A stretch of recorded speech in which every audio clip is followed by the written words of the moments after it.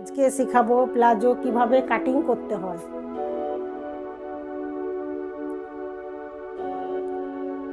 প্রথমে 2 ইঞ্চি রবার্টের জন্য,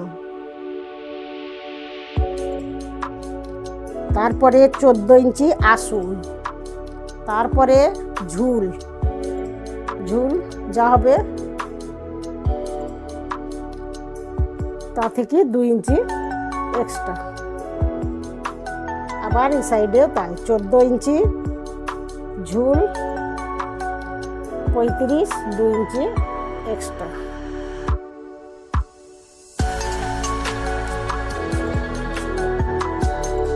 রবার্টের দাগটা সোজা করলাম, তারপরে আসুনের, তারপরে ঝুল, এটা এক্সট্রা।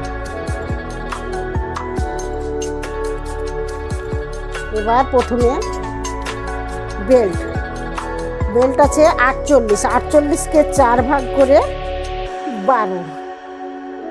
এখানেও তাই 48কে 4 ভাগ করে 12 আসুনে, আবার আসুনের কাছে 2 ইঞ্চি এক্সট্রা। এবার প্লাজোর ফোল্ড আমি যতটা চাই,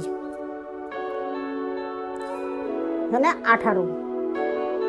কেউ যদি কম চায় তাহলে কমাতে পারো, কেউ যদি বেশি চায় তাহলে বাড়াতে পারো।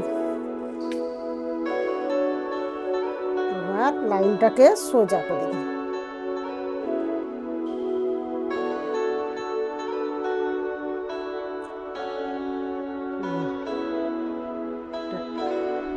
আসুনটাকে এবার এখানে রাউন্ড, 2 ইঞ্চি রবার্ট,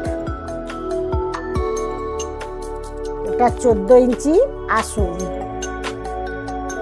এটা ঝুল মানে লম্বা। এবার আমি কাটিংয়ে চলে যাব।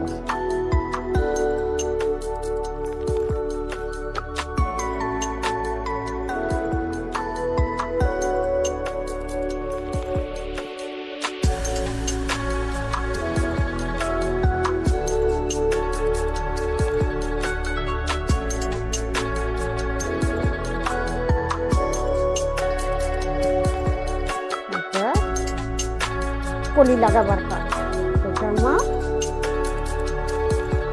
লম্বা। এখান থেকে এলাস্টিক মোড়া মানে রবার, আর কলির কাপড় এই ধরলাম, যে কোনো এক কোনাকে এইভাবে টেনে নিতে হবে।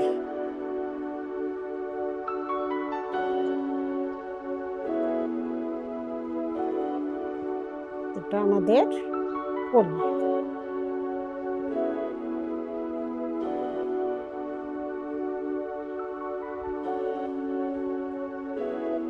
প্লাজোতে কলিটা দেওয়া অবশ্যই দরকার, প্লাজোটা ফাটবে না।